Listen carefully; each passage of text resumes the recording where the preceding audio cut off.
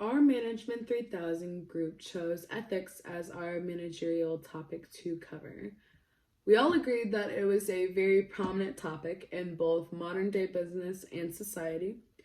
It's a topic that hadn't been talked about as much in previous years, but as companies and individuals are seeing the effect ethics has on them, they are taking their ethical practices more into account. If we take a look at what ethics is, it is how we act, live, lead our lives, and treat others. It's all about applying our values and morals to our everyday life. It translates well between businesses and individuals because we want to include our values and morals in our business practices. Individuals and businesses both make a lot of decisions, have a lot of interactions, and make a lot of strategies for their own planning and goals. When we're thinking about these things, we want to practice good ethics. We want to be respectful, trustful, fair, take responsibility for our actions upon others and our environment, communicate and abide by the rules. Basic practices to keep our interactions clean and healthy. Businesses have noticed when they don't have good ethical practices because it reflects in their progress. Environmental issues, employee health issues, privacy issues, these have all come into play and made companies more wary of how they practice things. It's a huge part of their situations and how to conduct business. Ethical practices are very important. This is why they have studied to include the Code of Ethics.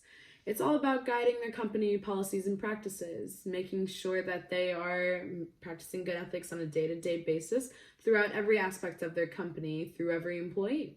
If employees are wanting to practice good ethics, then our companies will be better.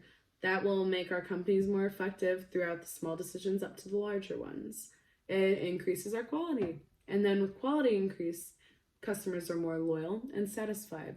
If customers know that their products are coming from a very good company or from a very good place in a very good way, they're very proud of them, would want to get more of them, and will be very loyal to the company they receive them from. Building a customer base with loyalty and good products and a good mission is very important for a successful business. It's proven to promote profits and success. With a more diverse market and globalization increasing, we want to make sure we're opening acceptance and innovation. So practicing good ethics, making sure that we aren't conflicting with any other ethics, other ethical practices, then we will have more clean business interactions. Being responsible and effective decision-making is very important in successful business, and throughout the history of ethics, we can see how much of an effect this has. Hi, my name is Allison Lang, and for this portion of the presentation, I will be discussing modern-day business ethics. Modern-day business ethics are the moral principles that help guide the performance of a business. Ethics play a key role in everyday life and in businesses. Ethics creates the structure for workplace environments and the individual's actions within it. It is important that companies clearly explain why ethics in business is important to the company and its employees. Some common modern-day ethical issues in businesses include discrimination, environmental issues, and employer-employee relations. Ethics should be taught in the workplace to cover all aspects of business, such as operations, human resources, and marketing. An example of proper ethics in the workplace would be choosing a manufacturer that follows the law on ensuring a safe, fair, and inclusive workplace environment. Another example of ethics in the workplace is being transparent about your business's sales. If you overemphasize your sales to impress investors, and that in turn results in them investing in your company because of this, it would be considered an unethical act. Being transparent in your company's performance, treating your employees with respect, and upholding certain standards for your employees and company practices all help to create ethical workplaces. Some examples of things that companies can do to uphold good ethics are being involved in the community, whether by donating to different causes or volunteering with an organization in the community. A company that promotes fair actions and trust also help to create an ethical workplace environment. Ethics can also increase a company's profits due to good ethics reducing losses. Companies with poor business ethics can cause a decrease in their stock prices, less customer loyalty, and less sales. Business ethics create trust within the company, which expands to outside the company. The better a company treats their employees, the more the customers notice, and the room for profitability increases. Okay, so I'm going to be going over the history of ethics. Business ethics was not a thing until around the 1960s and 70s. Before, business ethics was not a word used to describe. Today, a lot of companies realize they need to manage ethics. Ethics in the 1960s was cultural values started shifting because of individualism and social issues, which consisted of environmentalism and world peace. Concerns about the environment started becoming relevant, while social causes and corporate responsibility started arising as well.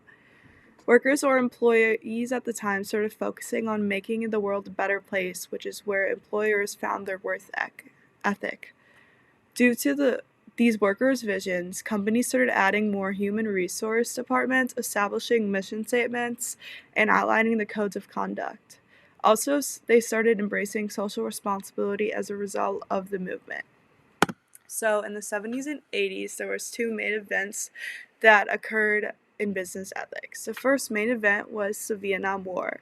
The war saw an increase in defense contractor scandals and became highly publicized. As a response, the government implemented stricter rules and policies against contractors in hope of decreasing the scandals. The second event that caused changes to business ethics is the heightened sense of is the tension between employees and employers. Disagreements between the employees and employers it caused difficulties and hardships throughout business, so in response, companies created new contracts that focused more on the values of an employee. The management side of business also shifted their focus more towards collaboration and working on equal playing fields. Also, the first business ethics. Hi, my name is Anderson Lowe, and I will be continuing the history portion of this presentation, which is where Olivia should have left off with.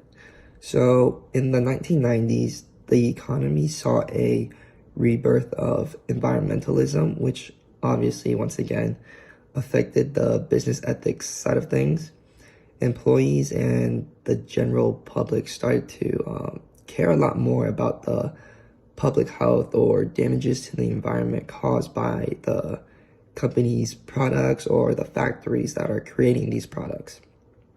This caused a lot of class action lawsuits to quickly gain popularity, which forced the businesses to spend more money on the legal department side of things in order to help protect their businesses from getting, sued and losing money, stuff like that. So business ethics from 2000 and up kind of expanded to online business. Online businesses caused an increase in cyber crimes and privacy issues. These crimes can consist of things such as identity theft, ransom attacks, and much more other stuff. Businesses then face social and legal pressures to assure their customers that their information is protected at all costs. This also forced businesses to kind of respect their customers' privacy and private information, meaning that they can't just hand out the customer's information like their name, address, phone number, stuff like that to anyone who requests for it. Hi, my name is Evan Lavera, and in this section of the presentation, I'm going to be talking about how modern-day examples of ethics can be applied to certain corporations and businesses around the world. In this part of the presentation, I'm going to be pointing out two examples of companies that use good ethical habits and two examples of companies that utilize bad ethical habits. The first company that I'm going to talk about that utilizes good ethical habits is Patagonia. Patagonia is an excellent example of a company that utilizes good ethical practices for the first reason is because they altered their supply chain. This was to guarantee a safe and healthy work condition for all of their employees. On top of that, they offer great benefits such as good health insurance and even paid maternity leave. Patagonia has established a solid reputation for upholding these ethical principles, protecting the environment, and utilizing all ethical sources properly. This good reputation that Patagonia has built only enhances the brand and increases the desire to purchase among all of their loyal customers that they have built. Now, the next example of a business that utilizes good ethical habits is Starbucks. Starbucks is dedicated to sustainability sourcing all of its coffee using something called the CAFE method, which is Coffee and Farmers Equity Practices method. Starbucks CAFE sourcing strategy is based on 4 principles: quality, economic transparency, social responsibility, and environmental leadership. Starbucks ensures that all of its coffee is purchased at a fair price and that all steps of the coffee production are done properly, including planting, harvesting, processing, and purchasing. They make sure all of those 4 are carried out responsibly. A large coffee company even utilizes third parties to confirm that their sustainability sourcing using the CAFE method is moral. As the industry norm for sourcing, Starbucks criteria is now accepted and will be in the future if they continue to do so using the CAFE method. Now the next is the first example of a business that utilizes poor ethical practices, which is Amazon. Amazon always seems to be in the spotlight or in the news for whatever reason, whether that be tax evasion or boycotting, which they have done because of their treatment of their employees in their fulfillment facilities. Some poorly known concepts that they are known for are environmental reporting, conflict mineral use, and their supply chain management. The next example of a business, this is the end of my presentation, and the next example of a business that uses poor ethical practices that will be discussed is the ASDA. Thank you. All right, so now I will be picking up from where Evan left off, which is the last example of a company who has poor ethical practices. The following company that is known for having poor ethical practices is ASDA right here.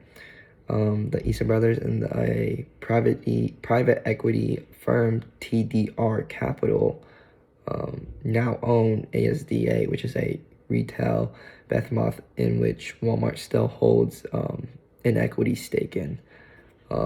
This company failed to include corporate responsibility into its global operations and supply chains, which as a result, there have been many complaints of staff discrimination, violations of employees' rights at the supplier factories, and once again, along with numerous other allegations. TDR Capital and the Issa brothers have had a history of questionable tax behaviors for a while. They are the owners of EG Group, which is a massive forecourt company that actually sells fuel from BP, Esso, and Shell. All right, now that we're done with our presentation, I just wanted to quickly go over some of the references that we used. So Olivia used Vimeo to record her thing. We tried to use Vimeo as well, so it was all consistent, but Vimeo, we were just having problems with it. It was either you had to pay for it or it just wasn't working in general. So I don't know how she got it to work, but the rest of us just propped our phone up against the wall and kind of just had our laptops in front of us so you could still see our faces and you could still see the Google Slides. With that being said, we actually use Google Slides to create our PowerPoint, and then we use Microsoft Teams to kind of meet up with each other and have group meetings, and then we also were able to attach our files and stuff like that into there. So like our outlines was in there, and our assignments of like what we were supposed to do and what we're assigned, stuff like that. So yeah, thank you. This marks the end of our group's presentation, where we discussed modern day ethics, the history of ethics, and some modern day examples of ethics, along with how we utilized our resources. Our group worked hard on this project, and we hope that the viewers will be able to take something away from it, and we appreciate your attention. Thank you.